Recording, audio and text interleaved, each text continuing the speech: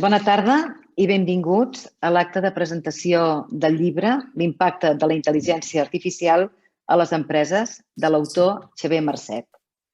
Aquest llibre forma part de la col·lecció Papers de l'Observatori de la Indústria del Departament d'Empresa i Coneixement de la Generalitat de Catalunya i s'ha fet amb la col·laboració, per la seva edició, del Pacte Industrial de la Regió Metropolitana de Barcelona. Inicia la presentació d'aquest llibre el senyor Josep Roca, president de la Fundació per la Indústria, i senyor Roca té la paraula. Molt bona tarda a tots. Il·lustríssim senyor Carles Ruiz, alcalde de Viladecans i secretari del Pacte Industrial de la Regió Metropolitana de Barcelona, senyora Matilde Villarroya, directora general d'Indústria del Departament d'Empresa i Coneixement, i, evidentment, el senyor Xavier Marcet, autor del llibre que avui presentem. Bona tarda a tots i a totes. Amb aquest acte d'avui, la Fundació per la Indústria inicia un altre cicle, un cicle de presentacions de llibres i informes que s'han fet per la transferència de coneixement a les empreses industrials i que se suma a les que molts de vosaltres ja coneixereu, el cicle de jornades en suport a la indústria dins el programa de Potencial Indústria 4.0 com a impulsora de la transformació de l'economia catalana. En els darrers 50 anys, el coneixement ha esdevingut, com tots sabem, un factor clau per al desenvolupament de l'economia. Ens ho va començar a explicar el sociòleg i professor de Harvard, Daniel Bell, en el seu llibre L'arribada de la societat postindustrial, de l'any 1973. I 20 anys després, a l'any 93, ens ho va il·lustrar el llibre La societat postcapitalista del mestre Peter Drucker, del qual ens en podria parlar molt el senyor Marcet, avui present, president de la Fundació de la Barcelona Drucker Society. És el coneixement el que ens ha portat a la quarta revolució industrial i que també ens genera incerteses, aquella mateixa, però que també ens ha portat progrés, benestar i ens ha de permetre assolir els objectius del desenvolupament sostenible pel 2030. La recerca i el desenvolupament, junt amb la ciència, com veiem, ens està ajudant a superar el Covid-19. A la Fundació mateixa estem convençuts que el coneixement és la clau i és per això que en el marc del programa que promovem per potenciar la 4.0, com a impulsora, com hem dit, de la transformació de l'economia del nostre país, s'ha de posar en valor i volem contribuir a difondre el coneixement. I per fer-ho, a les primeres portes que vàrem trucar va ser a la Direcció General d'Indústria, perquè sabíem de la seva tradició, el seu recolzament, la seva professionalitat, en l'aportació de coneixement sobre la indústria i ens vàrem oferir com a plataforma de difusió dels seus estudis, informes i llibres. Amb aquest ànim de col·laboració va aparèixer l'oportunitat de presentar el llibre de Xavier Marcet, L'impacte de la intel·ligència artificial a les empreses, de la col·lecció Papers de l'Observatori de la Indústria, que va comptar amb el suport d'Acció i del Pacte Industrial de la Regió Metropolitana de Barcelona. Estem molt contents i acabo d'haver pogut fer aquesta iniciativa, que esperem i desitgem que sigui la primera d'altres que seguiran i perquè, a més de creure en el coneixement, a la Fundació creiem en la col·laboració de treballar plegats per aconseguir noves fites. Vull agrair al Departament d'Empresa i Coneixement i al Pacte Industrial de la Regió Metropolitana de Barcelona que avui haguem convocat a tots plegats la presentació d'aquest esplèndid treball de Xavier Marcet. Moltes gràcies i benvinguts. Moltes gràcies, senyor Roca. Té ara la paraula el senyor Carles Ruiz, alcalde de Viladecans i secretari del Pacte Industrial de la Regió Metropolitana de Barcelona. Quan vulgui, senyor. Moltes gràcies. Bona tarda i molt content de poder compartir tant amb la directora general d'Indústria, Matilde Villarroya, com també amb el president de la Fundació per la Indústria, el senyor Josep Roca, i amb tots els amics i amigues que esteu avui amb nosaltres, la presentació d'aquest llibre d'en Xavier Marcet, que a més, com bé s'ha dit, és una col·laboració entre tots, entre la Generalitat, amb l'aportació també del Pacte Industrial, per poder abordar un àmbit, un tema com és el de la intel·ligència artificial, que serà clau en els propers anys pel desenvolupament i per la competitivitat. Nosaltres, des del Pacte Industrial, és evident que en la mesura que amb el nostre sí tenim tots els interlocutors, pràcticament tots els agents socials que composen el sector industrial, el sector involucrat amb la innovació dintre de la regió metropolitana, és evident que no podíem estar absents o no podíem estar al marge d'aquest element com és el de la intel·ligència artificial. Estem davant d'un canvi molt important a nivell econòmic i a nivell del que és l'esquema i l'estructura econòmica. Un canvi que canviarà molt, que farà que sigui molt diferent tant el model de producció, els models de consum, els models socials també estan canviant d'una forma molt important. La tecnologia, aquest canvi s'està produint sobre la base de dues tendències molt fortes i que estan actuant simultàniament.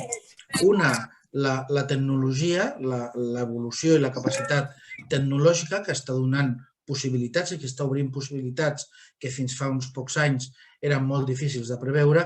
I una altra també, la descarbonització, la necessitat d'aturar i de donar un gir a una dinàmica que ha portat a un esgotament dels recursos del planeta. I aquestes dues tendències que estan actuant simultàniament són les que configuraran l'evolució del model productiu en els propers anys. La velocitat, el vertigen sobre el qual s'està produint aquesta transformació fa que sigui molt difícil preveure el futur. Jo crec que avui l'element més cert i més arrelat que tenim és la incertesa en si mateix. És la incapacitat de poder fixar horitzó a molt poc temps, la incapacitat de generar unes estratègies a llarg plaç, perquè la tecnologia ens ho canvia. No sabem avui, dintre de 5 anys, quines tecnologies tindrem al nostre abast per la mobilitat, per la producció, com evolucionarà la producció additiva, com evolucionaran les telecomunicacions. Clar, en un món d'incertesa, la clau està en la informació. La clau està en la capacitat d'obtenir informació, amb la capacitat de gestionar aquesta informació i amb la capacitat de poder adaptar les nostres estratègies, els nostres productes, la nostra activitat, ja sigui econòmica, social, humana, a aquestes probabilitats, a aquest futur. Per tant, la gestió de la informació és vital. I en aquest sentit, la intel·ligència artificial, la gestió de les dades, també suposa l'instrument fonamental per poder fer aquestes prediccions, per poder treballar amb una certa capacitat de resposta ràpida. És en aquest sentit que és molt important la feina que es fa des d'aquest llibre, des d'aquest document, d'intentar apropar les empreses, quelcom que sembla molt distant, però que és absolutament necessari, que és absolutament imprescindible per poder afrontar la competitivitat i el futur. Crec que entrar dintre de la intel·ligència artificial suposa veritablement començar a agafar habilitats per part de les empreses, per part de tots els sectors, també de l'administració pública, començar a agafar habilitats per poder gestionar aquesta informació. La intel·ligència artificial ens permet el coneixement dels productes, el coneixement dels mercats, el coneixement dels clients, però també el coneixement de la pròpia empresa, d'allò que estem fent. I, per tant, és una eina fonamental per guanyar competitivitat i, per tant, per abordar aquesta incertesa del futur. Per tant, crec que, a més, els recomano la lectura d'aquest llibre, és molt amè, també explica molt bé i va molt al centre del que cal saber per poder començar a donar des de les empreses aquests primers passos i la veritat és que espero també que amb la presentació que faci en Xavier i segurament amb tot el coneixement que podem obtenir de la seva lectura donarà peu a moltes reflexions i donarà peu també a moltes noves idees i innovacions. Moltes gràcies. Moltes gràcies, senyor Ruiz, per les seves paraules. I ara li donem la paraula a la senyora Matilde Villarroya, directora general d'Indústria. Matilde, quan vulguis. Gràcies, Núria. Hola, molt bona tarda a tothom. En primer lloc, voldria agrair a la Fundació per la Indústria l'oportunitat que ens ha brindat de presentar el paper de l'Observatori de la Indústria, el número 12 concretament. Per tant, moltes gràcies al president, al senyor Josep Roca, i en especial a l'Andrea Emeric per tot l'esforç que ha fet perquè això surti bé, perquè no és fàcil, no?, ajuntar tanta gent i moltíssimes gràcies. També voldria agrair al Pacte Industrial de la regió metropolitana i a l'alcalde, el Carles Ruiz, que avui ens acompanya, pel suport també que ens heu donat per la difusió de l'estudi que avui es presenta, que crec que també és una mostra més de la bona tasca que realitzeu pel foment de la indústria. També voldria agrair la presència de tots els que esteu aquí. Avui veig representants aquí de tots els àmbits, des de les associacions patronals, des dels sindicats, universitats, associacions, institucions, i això és una mostra de l'interès que suscita aquest tipus d'estudis i que la col·laboració entre tots és clau pel futur de Catalunya. I finalment també agrair al Xavier Marcet per la magnífica feina que ha realitzat amb aquest llibre i que d'aquí en breu ens presentarà. Voldria només fer una pinzellada i explicar-vos primer per què de la publicació d'aquests estudis que fem per part de la Generalitat. Nosaltres creiem que la generació de coneixement és crucial per fomentar rigorosament la presa de decisions en la política industrial, així com per fomentar la cooperació estratègica amb altres àrees econòmiques del govern o altres administracions o entitats.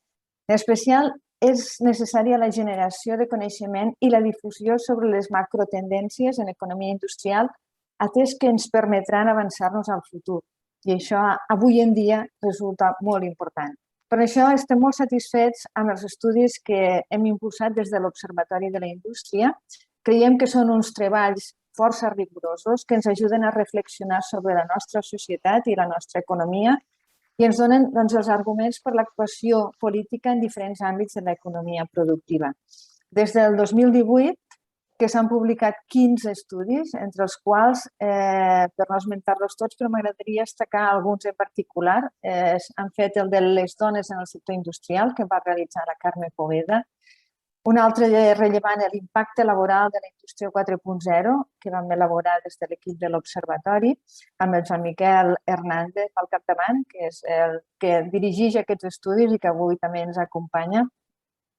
Després, el de la renda bàsica universal, també és un escrit molt agosarat, realitzat per l'Oriol Amat i pel Xavier Ferràs, que vam presentar l'any passat, o el de la deslocalització industrial, redactat també pel Joan Ramon Rovira.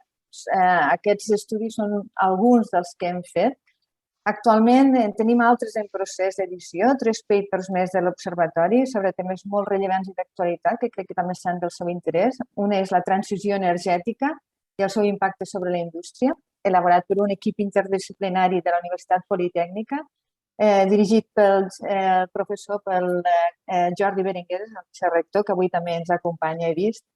Un altre és els nous serveis de valor afegit en les cadenes de valor industrial i especialment en el sector de la moda, realitzat pel Cluster Development.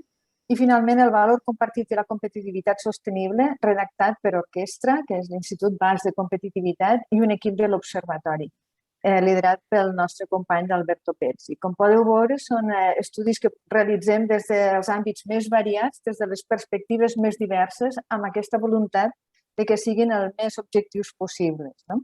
Aquests estudis el que fan és ajudar-nos a comprendre millor la nostra realitat, però sobretot contribueixen a que el govern prengui decisions en vista a transformar el nostre model econòmic cap al futur més industrial, més competitiu, més sostenible i amb la cohesió social i la qualitat de l'ocupació tan necessària de cada any.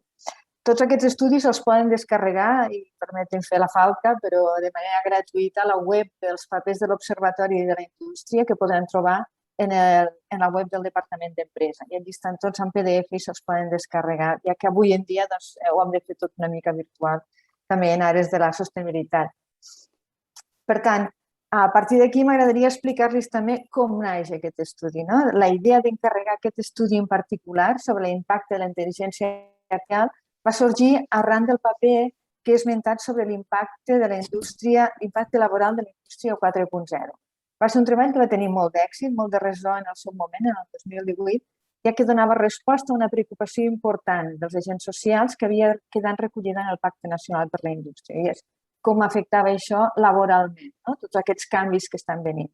En el decurs de la realització d'aquest treball, els autors van veure que dins de totes les tecnologies que es pot dir que figuren en la indústria 4.0, potser la que més impacte podia tenir, no només laboral, sinó també econòmic, era la intel·ligència artificial. motiu pel qual vam decidir encarregar un estudi monogràfic a Tarfí. I qui millor que el professor Xavier Marcet per fer-lo, ja que són reconegudes les seves aportacions en la difusió de les noves tecnologies, amb un estil que, sense perdre el rigor necessari que presideixen aquests temes, és del tot entenedor per a un públic empresarial en general. Volíem que el llibre no fos solament descriptiu, sinó que aportés quelcom més, que fos capaç d'aportar utilitat a les empreses. Creiem que, efectivament, el seu llibre ha superat les nostres expectatives, ja que no només ens ha aclarit conceptes com el machine learning o el deep learning, sinó que aboga per la suma d'intel·ligències i perquè les empreses experimenten amb aquest nou vector, ja que així s'adaptaran millor en aquest nou entorn i crearan oportunitats singulars. I com nosaltres demanàvem, es tracta d'un llibre eminentment pràctic, perquè no es limita a recomanar que les empreses experimentin, sinó que elabora una guia amb 9 passos per incorporar la intel·ligència artificial a l'empresa, cosa que reforça aquest caràcter aplicat de la seva aportació. Des de la Direcció General d'Indústria i des d'Acció en prendrem bona nota de les recomanacions del Xavier Marcet i les incorporarem als nostres programes de promoció i difusió de la indústria 4.0, entre els quals m'agradaria destacar l'estreta col·laboració que estem duent a terme amb la Fundació per la Indústria per mitjà d'un conveni per col·laborar en el programa Proacció 4.0 i en el programa per posar en contacte les grans empreses industrials amb les pimes catalanes. Per tant, jo crec que tot encaixa. I ja no em voldria extendre més, sinó que ara ja us deixaré amb l'autor per tal que us expliqui el que considero oportú i que estic segura que quan l'hagin escoltat els haurà engrescat a llegir el paper si no l'han llegit i a seguir alguns dels seus consells. Moltíssimes gràcies, espero que els agradi. Moltes gràcies, directora, per les teves paraules i per ser-hi sempre. Gràcies per tota la teva feina. Ara és moment ja de passar la paraula a l'autor del llibre i permetin-me que el presenti breument perquè per paraules que digui serà breu la presentació respecte del que és el seu currículum.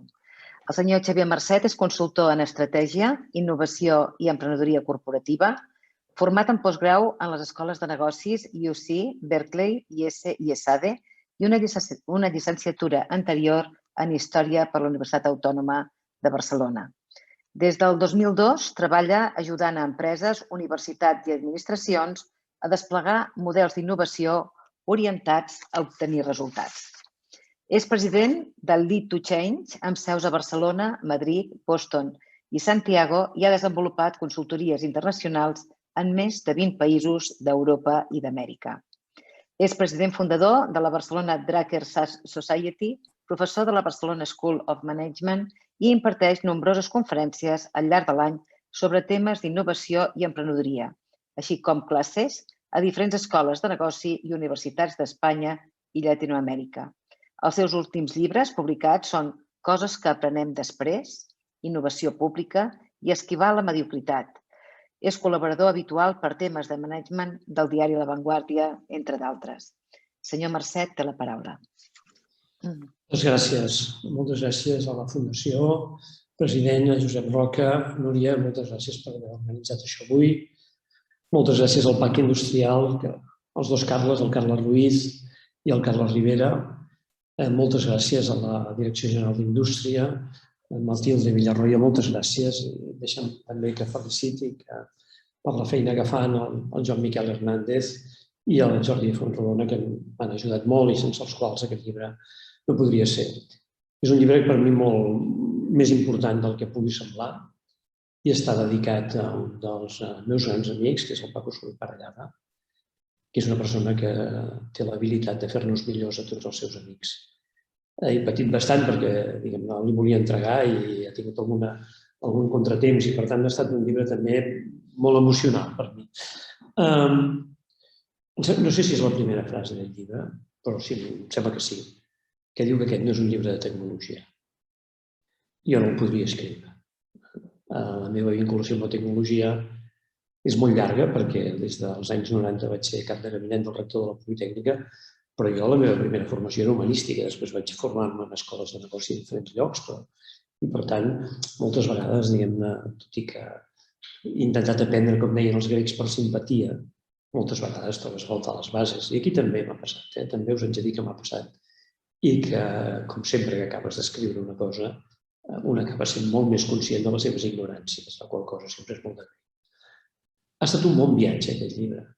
I quan el Joan Miquel m'ho va comentar per primera vegada, vaig pensar, què has explicat, una intel·ligència artificial? Aquí mateix, diguem-ne, mirant la llista dels que heu tingut l'amabilitat de venir, doncs n'hi ha molts que en sabeu, de veritat, què has d'explicar? Però vaig pensar que hi havia una cosa que tenia sentit. I el que em va semblar que tenia sentit era que aquesta mateixa preguntes que jo em feia sobre la intel·ligència artificial, és una cosa que sempre m'havia tret, però que no m'hi havia posat mai.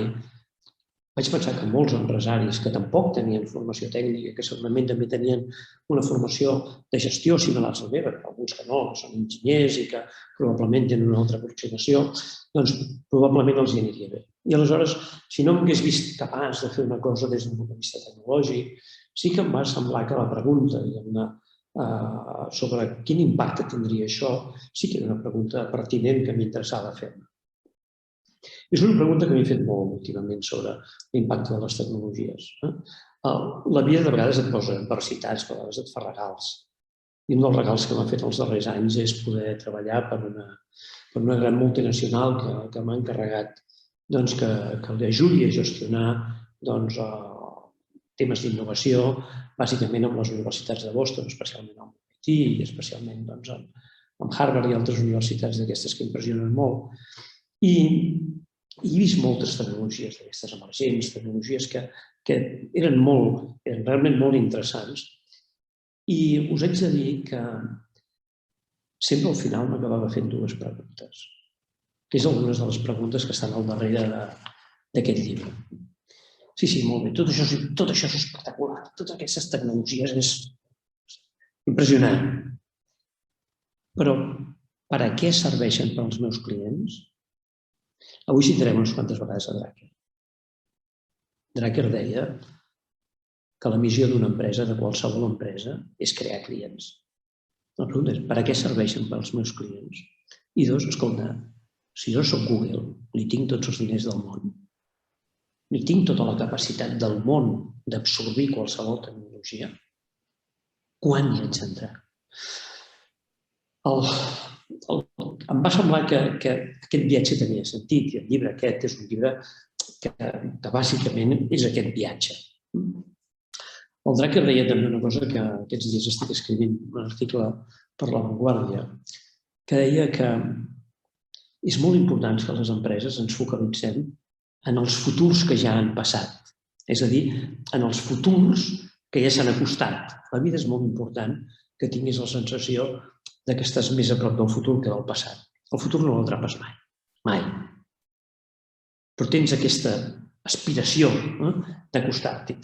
Doncs crec que la intel·ligència artificial és un d'aquests futurs que ja ha passat i que a partir d'aquí m'agradaria fer-vos, per no anar-me'n de temps, per no enrotllar-me més el compte, m'agradaria fer-vos una presentació. Tu, Núria, em diràs, sisplau, si aquesta és una presentació que es veu bé, que la veieu bé tots o no. Ho veiem bé. Molt bé. Aquí teniu la portada del llibre, amb els logos dels patrocinadors i el meu agraïment. Aquesta és una presentació que he fet servir aquest matí. He fet servir aquest matí amb tot l'equip comercial de 35 persones d'una empresa de packaging que ha demanat el llibre, que l'han treballat i que a mi m'han fet un regal convidant-me. Per tant, us comparteixo la mateixa presentació que he fet servir avui amb una empresa i que vaig fer servir també fa pocs dies amb una empresa que es dedica a l'assemblatge en el món de l'automòbil. Tot això són aprenentatges, diguem-ne, a partir d'aquesta proposta. Quan vaig començar a escriure, de seguida em va venir al cap el que jo vaig viure en els anys 90 a la Politècnica. Vaig tenir la immensa sort d'estar-hi quan hi havia la gran eclosió d'una tecnologia que ens ha canviat la vida, una suma de tecnologies que ens ha canviat la vida, que era internet. I aleshores tot era un potencial extraordinari. Quan pensàvem en internet no sabíem exactament coses que... Tot era una efervescència increïble. crec que una mica ens passa el mateix ara amb la intel·ligència artificial. No tenim molt clar què és la majoria. Molta gent pensem que és com una mena de misteri del que comencem a saber coses, i ojalà aquest llibre amb algú li ajudi també, que fa molt soroll, que és molt cool, que es fa molt... No? Però que el gap entre les expectatives i els resultats encara és gran. Això també ens va passar amb internet. Però després internet ens ha canviat la vida. I la intel·ligència artificial ens canviarà la vida i ho assumirem i ens en sortirem i no serà un drama. Tota la vida, diguem-ne, escolta, jo estic una mica cansat de tota aquesta gent que es passa el dia dient que no és una època de canvi, sinó és un canvi d'època. Escolta, jo tota la vida ja no sé quants canvis, ja estic saturat de canvis d'època. És igual, ens en sortirem. I és una bona eina. I és una bona eina per a la indústria. Igual que la indústria es plantejava, escolta, per mi internet, jo em dedico a fabricar màquines, per mi internet serà important. Sí, home, ara les màquines totes estan connectades. Les màquines del futur utilitzaran la intel·ligència artificial, sí que utilitzaran. Ja utilitzen moltes empreses catalanes totes les tecnologies de vegades. Amb això us haig de dir que a mi, diguem-ne, un dels regals, diguem-ne, que m'heu fet amb aquests llibres parlar amb gent interessantíssima. Interessantíssima. Molt. I la veritat és que ha estat per mi, diguem-ne, conèixer el Ramon Trias, que és un dels pioners aquí a Catalunya de tot això, que a l'any 90 va posar el nom d'intel·ligència artificial a la seva empresa. O després gent que m'ha ajudat, alguns de vosaltres esteu aquí, el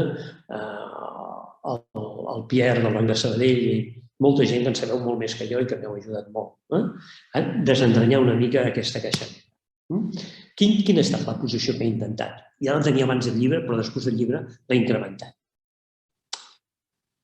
Ni ciberpapanatisme, que és una expressió que fa temps que utilitzo per dir que podem tirar un tros a l'olla, que deia la meva àvia, de tots aquests que d'una manera o altra s'adhereixen a qualsevol cosa que soni tecnologia emergent, ni escepticisme. De pensar, bueno, tot això, ara també hi ha tota una colla aquí que ens volen pintar, deixeu-me que sigui una expressió tan poc tecnològica, però que sempre m'ha agradat molt, tota una colla que ens volen pintar Sant Cristòfol Nano amb això de la intel·ligència artificial. No, crec que no. Crec que el que hem de fer, bàsicament, és ocupar-nos més que preocupar-nos i tenir aquesta actitud positiva i transformadora que hi ha al darrere de moltes coses. Per què ens servirà la intel·ligència artificial a la majoria d'empreses? Per moltes coses, per unes quantes coses. Però bàsicament em sembla que per prendre decisions empresarials de més qualitat. Crec que ens servirà per això.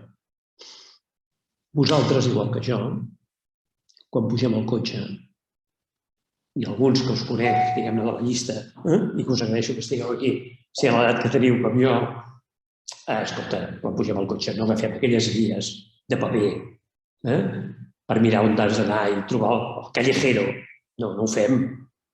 Posem el Google Maps o posem el Waze i tanmateix prenem millors decisions que abans. Tanmateix, escolta, prediu a l'hora que arribes, si hi ha algun accident o alguna cosa, encara que sàpigues on vas, et suggereix per on has de passar.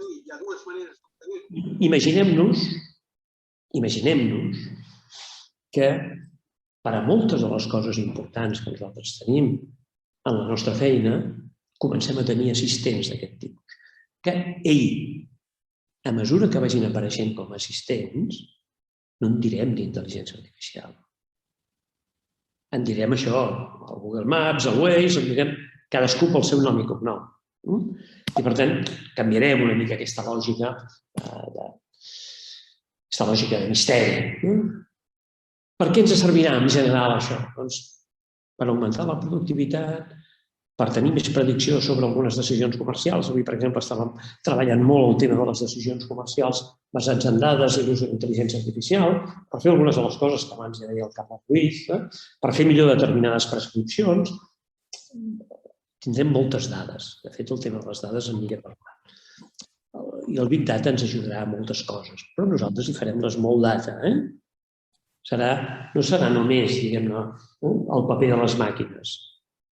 Serà el paper de les màquines i de les persones, que si som una mica intel·ligents, i parlo ara d'intel·ligència natural, aquest binomi entre persones i màquines l'acabarem decantant a favor de les persones.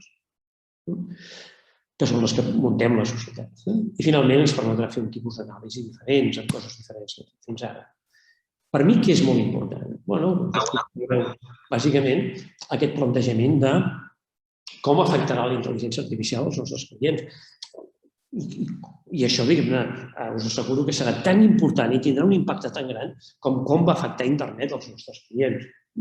I de quines noves eines els nostres clients es posaran, com hi haurà altra gent que els personalitzarà les solucions, quines necessitats tindran a l'entorn de tot això que no em sabran expressar.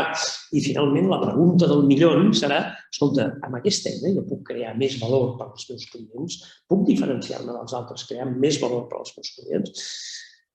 I crec que n'aprendrem a fer-ho. Fins i tot aquelles empreses que no tinguem cap especialista d'això.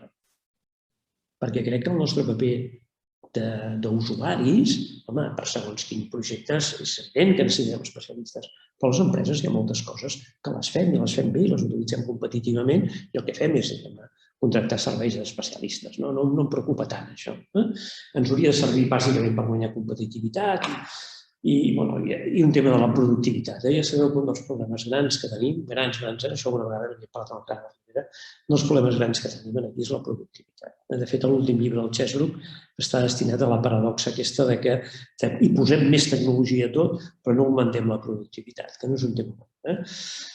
Això ens servirà de més per automatitzar i, diguem-ne, vincular aquesta automatització de determinades respostes o ordres que faran les màquines i ens semblarà que les podran fer soles. De vegades ens servirà per ser més àgils, de vegades per ser més precisos, de vegades per ser més fiables. La computació visual, per exemple, a vegades ens permet més fiabilitat que els propis ulls humans a l'hora de fer segons quines coses. Bé, doncs trigarem. De vegades voldrem que siguin els ulls humans, de vegades no. Quan es tracti que ens mirin segons quina patologia perquè estem malalts, doncs, escolta, si les màquines s'equivoquen menys i ho fan millor, doncs direm, escolta, sisplau, que m'ho miri una màquina, però, per favor, que m'ho expliqui un metge. I anirem repartint això d'aquesta manera. Per tant, jo crec que ens permetrà això, prendre millors decisions. I això està començant a passar, sí, està començant a passar. I fa rato que passa i cada cop passarà més. I aquí només hi ha unes quantes dels exemples i aquests dies n'he viscut d'altres i hi ha un element, diguem-ne, que comença, jo crec, a ser molt conscient moltes empreses que no es tracta de col·leccionar dades, sinó que es tracta de fer-les servir. Aquí me'n recordo molt bé de les explicacions i de l'ajuda del Pierre del Banc de Sabadell quan em va explicar com ells utilitzen aquesta intel·ligència artificial per a conèixer millor els seus clients i per a poder fer-los més ofertes personalitzades, com els permet segmentar d'una forma molt diferent i fer també determinades previsions, o com la gent de Girbau, que és una empresa industrial clàssica, que és una empresa que fabrica màquines de rentar per a bugaderia industrial, s'està plantejant una cosa que té molt sentit. És una cosa de dir com podem fer una gran base de dades de taques, rentem per eliminar les taques, com podem donar una certa tipologia a aquestes taques i com finalment podem ensenyar a les màquines a rentar millor, no només millor, que vol dir ser més eficaces, sinó també ser més eficients. Per exemple, com utilitzar menys aigua o com poder utilitzar determinats productes molt especialment. O la gent d'Aigües de Barcelona, que està utilitzant des de fa molt temps solucions de computació visual per l'anàlisi predictiu de les clavegueres i en general de les canonades i que ara està fent aquestes solucions que els permet també analitzar i fer previsions sobre, a partir de les restes que deixem de l'expansió del virus de la Covid, o la gent de Cepello, que fa temps que està treballant amb aliança amb el Barcelona Supercomputing Center, intenten identificar on tindran les puntes de baixes i com a partir d'aquí poden treballar i els estan anant bé, o com estan fent diagnòstic per la imatge com a suport del metge. Una cosa que veurem, anirem al metge i, evidentment, tindrà les seves dades, si ens ha fet una anàlisi, tindrà les seves dades, però a part tindrà un suport genèric de dir, escolti, en aquests moments el 80% de les persones que venen amb aquesta patologia respon a aquest tipus de quadre.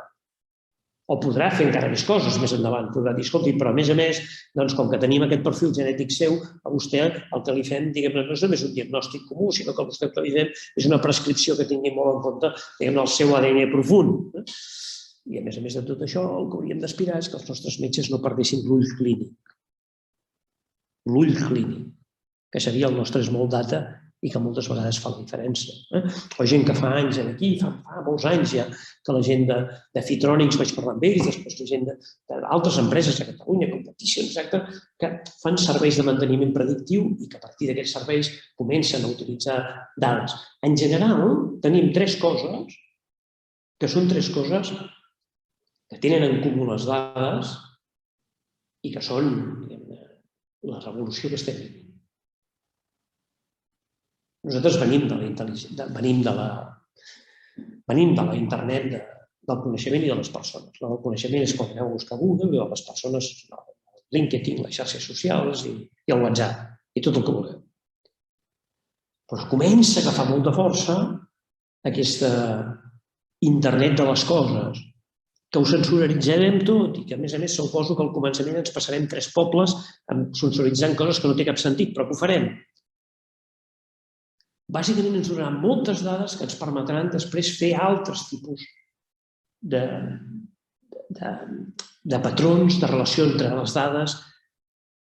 El Big Data ens permet fer això i que aprendrem a tenir regles del joc, els famosos algoritmes o algorismes, en català, les dues coses valen, et permet crear unes regles del joc per donar aquests resultats, ja sigui de predicció, ja sigui de prescripció, ja sigui de major fiabilitat, ja sigui de permetre, diguem-ne, entendre d'una forma més evident la complexitat.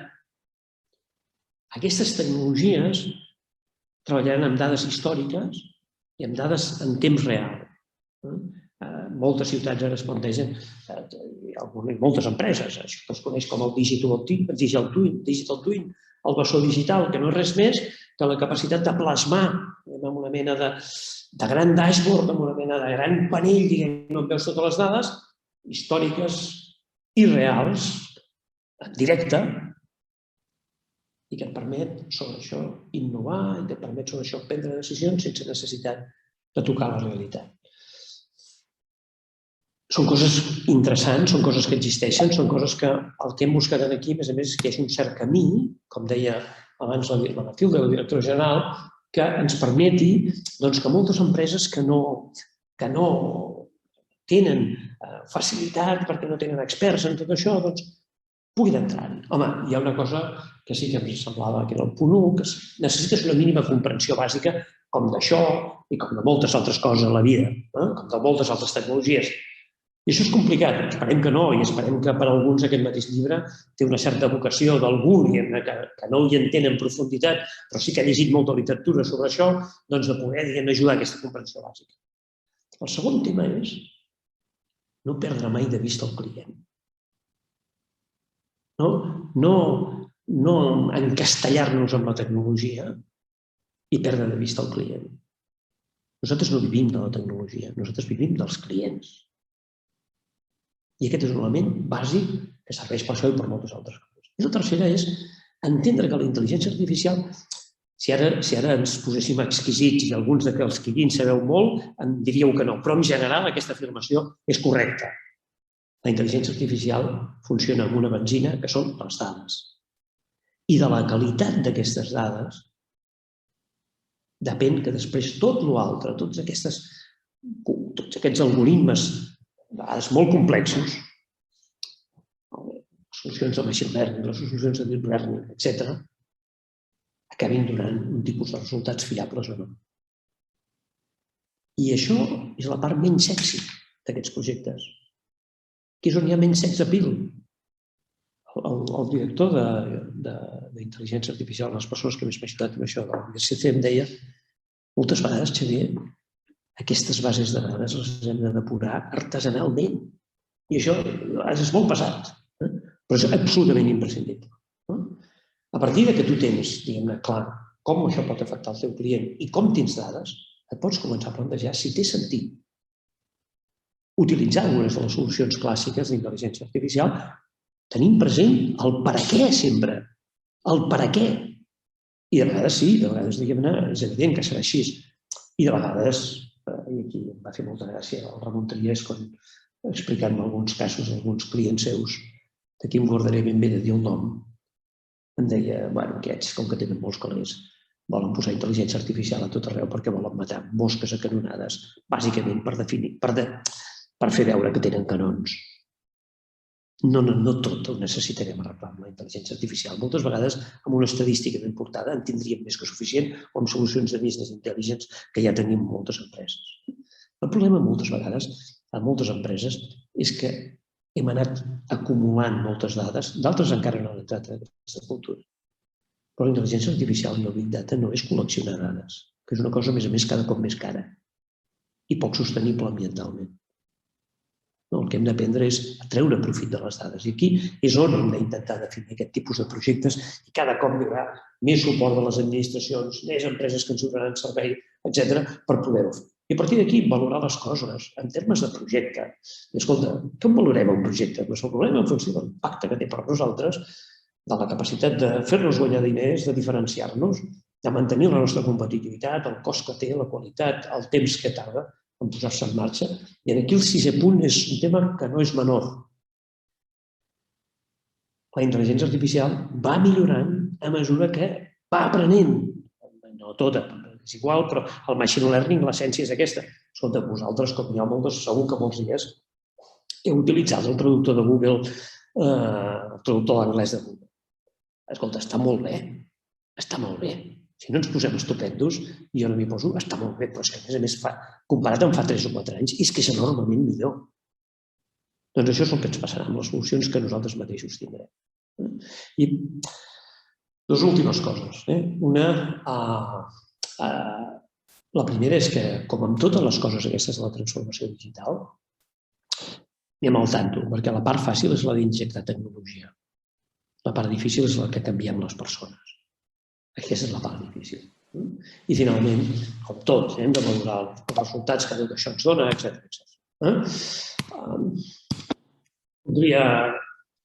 En aquest llibre trobareu bàsicament una aproximació a tot això, que és una aproximació que intenta ser molt pràctica. Aquests dies, quan treballem amb algunes empreses, amb alguns clients meus, veiem que si som capaços de posar els sensors correctes a les màquines que venem, si el client ens permet compartir les dades, ojo, quan compartim les dades, d'anar molt al tanto amb la privacitat i, evidentment, han de ser dades tractades moltes vegades en format metadata, en format anònim, quan compartim aquestes dades del que està passant, de com el client aquell està utilitzant realment les nostres màquines. No només podem moltes vegades donar-li un tipus de servei que abans tardàvem setmanes o dies a donar-li, sinó que coneixem molt millor el client, coneixem molt millor com està fent servir aquella màquina. Podem ser molt més competitius en l'oferta que li farem o en les propostes d'ampliació, o simplement proposant-li, escolta, no cal que et compris una màquina de 10 o una de 6 passes per la feina que fas. La nostra capacitat de relacionar-nos, de fidelitzar el client és molt més alta. Per tant, en aquests moments, moltes empreses a Catalunya, segur que algunes de les que esteu aquí també, consideren que això és un futur que ja ha passat i estan començant a entrar. Quina és una mica la queixa de tot arreu? Ostres, Xavier, tenim les dades malament, hem acumulat moltes dades però no les hem cuidat, hem de començar a cuidar-les, hem de començar a depurar-les, els hem de donar qualitat perquè tot això finalment pugui acabar funcionant. Mireu, amb tota aquesta oportunitat que la gent de la Direcció General d'Indústria i del Pacte Industrial m'ha donat a l'hora de fer aquest llibre, amb tota aquesta oportunitat, he arribat més que mai a la conclusió de que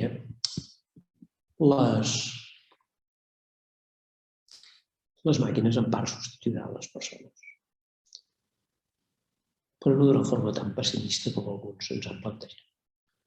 Aquí el Joan Miquel, precisament Joan Miquel, precisament va fer un estudi sobre això que va ser molt interessant. No soc tan pessimista com altres, la qual cosa no vol dir que cada mes, més o menys, no em toqui anar a alguna reunió de consell d'administració o alguna reunió amb una empresa on es posi sobre la taula la substitució d'algunes persones per unes màquines. Hi ha feines que les màquines faran millor. I unes màquines que tenen un cost menor del salari integral d'una persona per 3 torns, que són màquines que s'encostipen poc, que no es cansen i que, a més, no estan sindicalitzades, no hi ha color. Moltes vegades no hi ha color, moltes vegades no entren en una lògica diferent, perquè els sindicats el que fan és defensar persones i el que fan és defensar determinades condicions de treball i les màquines no treballen, les màquines funcionen.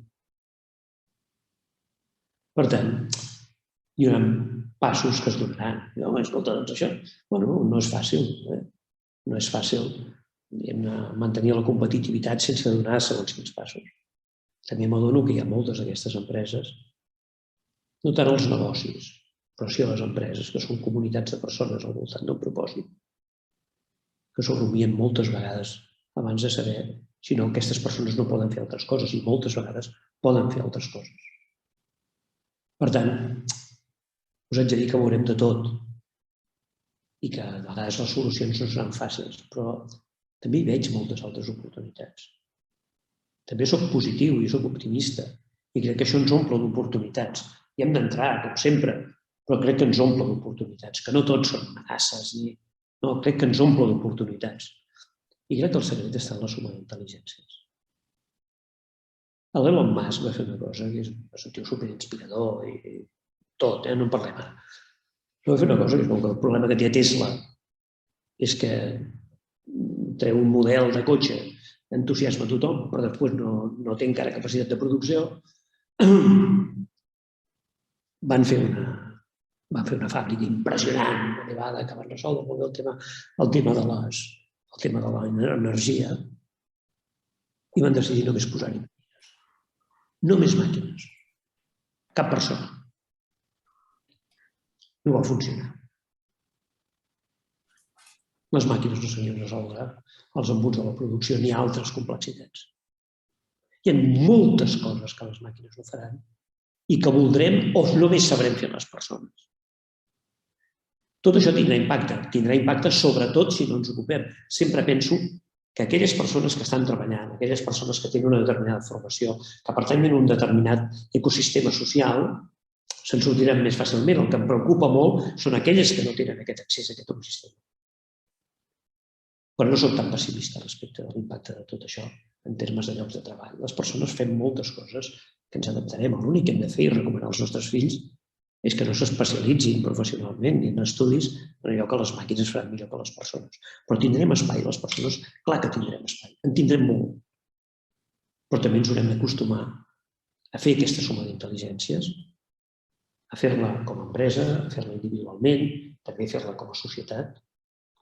I aquí, finalment, el gran repte que tenim és de quina forma aquestes màquines fan el que sempre han fet les màquines amb les persones. Des de la dada, les màquines el que fan és augmentar les capacitats de les persones.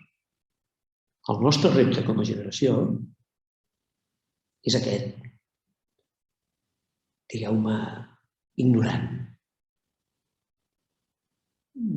Estem molt lluny i no sé si em crec tot això de la singularitat i tot això de la intel·ligència artificial general, ja ho veurem. Ja ho veurem. No. No dic que no sigui possible. Dic que el que hem de fer possible és una societat on aquest equilibri entre màquines i persones el decantem a favor de les persones. I això no em sembla ni bonisme, ni utòpic. No, això em sembla estrictament de sentit comú. Tenim enormes possibilitats. Aquest món que ens ve, igual que va passar amb internet, generar patologies, evident, com tot. Escolteu, nosaltres de petits anàvem amb cotxe sense cinturó de seguretat i anàvem amb moto sense casco. És clar que totes les tecnologies passen un temps d'una certa.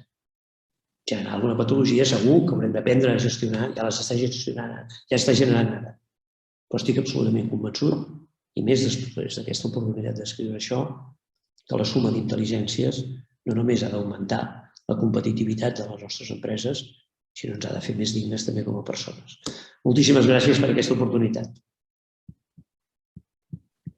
Moltíssimes gràcies, senyor Marcet, per les seves paraules i per pintar-nos aquest futur tan ric i tan esperançador. Jo crec que el seu coneixement, la seva saviesa ens omple de projecte de futur, no? I en profunditat. I això jo crec que és un regal, no? Escoltar-lo avui aquí. Si els sembla, doncs, donem pas a les preguntes que hi ha dels nostres assistents. Tenim en el xat diferents preguntes per al senyor Marcet. Ens diuen, per exemple, començo, porto des de l'any 1987 programant màquines i ja des de llavors que les màquines substitueixen a persones i fa anys també que la intel·ligència artificial està integrada a la indústria. Ens diu el senyor Roc Torrell. El senyor Josep Milà ens diu que les màquines fan cadenes de producció, com les persones fem i posem les cadenes de valor. Des de la Fundació Factor Humà ens diuen que la suma d'intel·ligències ens ha de fer més dignes com a persones i li dono les gràcies. Té diferents agraïments. Hi ha altres intervencions. Una d'elles ens diu, del senyor Eduard Ruiz, Big Data, el 85% de les pimes industrials caldrà començar per les Small Data. I una altra pregunta interessant, les vaig llegint totes i les recullo totes, és, de moment, ens diu el Jordi Issar, de sempre tots els centres de càlcul han hagut de depurar les dades, ja siguin cartogràfiques com econòmiques, i la intel·ligència artificial hauria de portar eines per fer aquest vell requeriment. No sé, senyor Marcet, jo crec que totes elles vostè els hi pot donar resposta com vostè consideri. Penso que és molt interessant, que efectivament, és com tot això. El Ramon Trias, quan va crear la seva empresa l'any 90, va aconseguir que els bancs, en aquell moment, ell treballava sobretot per les caixes, passessin de donar els crèdits en setmanes, en moltes setmanes de vegades, en molt poques hores.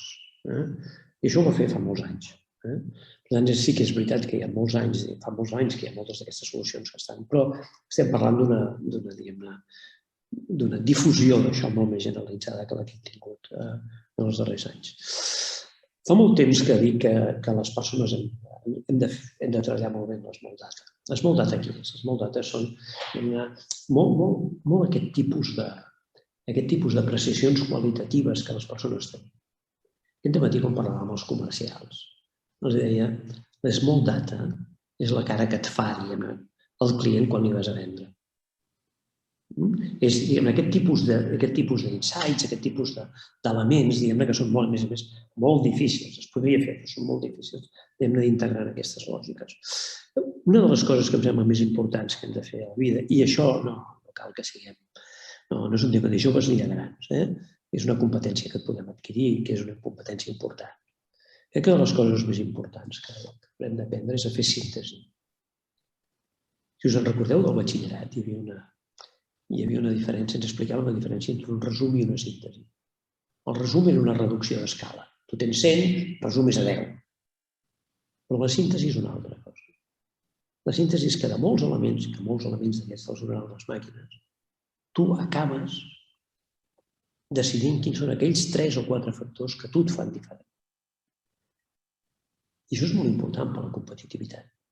Perquè, mireu, igual que va passar amb internet, aquestes solucions, ara són solucions que sempre les solucions aquestes són molt complexes i perquè són molt cares i al final les van democratitzar. I qui farà la diferència a les empreses? Continuarem sent les persones. Però tanmateix les persones haurem de tenir les habilitats que requereix el nostre moment. I una de les habilitats que requereix aquest moment és tenir capacitat de síntesi. Una de les innovacions que s'haurà de fer és quan tots tinguem màquines que ens facin aquestes prediccions, etc. Segurament una de les innovacions s'haurà de fer. Riem amb alguns directors que estan molt especialitzats en l'àmbit tecnològic de tot això. Llavors dic, la innovació serà no fer cas a les màquines. La innovació serà enganyar les màquines. Serà generar... És que la innovació, per definició, és diferenciar-te. Si totes les màquines tenen solucions més o menys similars, ens haurem de continuar diferenciant. Les persones, jo crec que en aquest sentit jugarem un paper clar. Tenim algunes preguntes més. Senyor Marcet, ens diu el senyor Joan Sant Celoni, Per què es confon els simples algoritmes amb la intel·ligència artificial? Diu, crec que es rebaixa el concepte. No creu que falta més intel·ligència natural humana per construir una correcta intel·ligència artificial? I tant, darrere de les màquines sempre hi ha persones. Mireu una cosa, les persones portem 10.000 anys dissenyant-nos. És veritat que amb uns se'ls nota més i amb altres se'ls nota menys. Però no són tan fàcils de substituir ni té cap interès, diguem-ne, substituir-nos en moltes coses. Hem de generar una nova cultura. M'agrada dir-ne la cultura de la superintel·ligència. Gràcies, Joan. El senyor Claudi Serra ens diu que al final de la seva intervenció ha tocat un tema molt important i és el gap que hi ha entre les persones i les que tenen el coneixement. Serà lent aquest procés d'adaptació? Hi haurà resistència per por? Pot ser que una part de... Ja em perdonareu. El problema de les organitzacions i de les persones és que tot això no ho arreglem en formació. Tot això ho arreglem amb aprenentatge. I no és exactament el mateix. Una empresa pot decretar i posar a l'abast la formació, però qui aprenen són les persones. I hi ha persones que viuran en contextos, en determinades empreses, en determinades organitzacions públiques, moltes vegades a les universitats, no cal dir-ho, que tindran un ecosistema natural per aprendre. Ningú els estalviarà un cert esforç personal. Sense esforç personal no hi ha aprenentatge. Hi haurà altra gent que no tindrà aquests estímuls. I és un dels reptes socials més seriosos que tindrem. Ja portem dècades intentant evitar aquestes fissures en la societat, aquestes escletxes. Tindrem un repte gran aquí. Tindrem un repte gran. Perquè la societat no se'ns converteixi en una societat d'elit d'aquells que dominen molt la tecnologia, d'una societat d'aquells que l'entenen i l'utilitzen, que queden ben posicionats, i una societat que no té accés a absorbir aquesta tecnologia i, per tant, queda condemnat a la precarietat. Hem de vigilar molt, perquè al darrere d'això ens hi van moltes coses, molts equilibris fràgils que les nostres societats necessiten reforçar. Senyor Marcet, el senyor Torrent ens diu: Xavier, imagina't que un món només fos possible triar entre una de les famílies de la intel·ligència artificial, robots, sistemes simbòlics o machine learning. Quina tries per a la competitivitat de l'empresa, per al benestar social? És la mateixa o és una altra? Que vagi bé pels meus clients. Jo viuré de tenir clients i si em dedico al món públic, la que vagi bé per crear valor públic. Soc una mica agnòstic en tot això. Soc una mica agnòstic. Crec que hem de ser molt pràctics a les empreses. I aquí és bo que tinguem un cert criteri i que si no ens acostem a gent que té criteri. Jo he intentat acostar-me a gent de criteri que la meva ignorància no era capaç de construir. Però no. O sigui, hem d'anar d'aquells a qui volem servir, clients, ciutadans, pacients, estudiants, d'aquells a qui volem servir a la tecnologia i no de la tecnologia a aquells a qui volem servir. I això em sembla fonamental. Molt bé, senyor Marcet. No sé si algú té alguna altra pregunta. No sé si hi ha algun company de premsa que vulgui dirigir-nos alguna pregunta. Helena, no ho sé. Crec que estan totes formulades per la informació que tinc. Si hi ha alguna altra qüestió, doncs donarem la paraula o ens la podeu posar en el xat. I si no, sí, en tenim una altra. Quan aproparem les universitats a les empreses, senyor Marcet? Això és una altra conferència, no, Núria? Sí. Quan siguem capaços de relacionar-nos no només en base al coneixement, sinó en base a les oportunitats basades en coneixement. Bàsicament això. Extraordinari.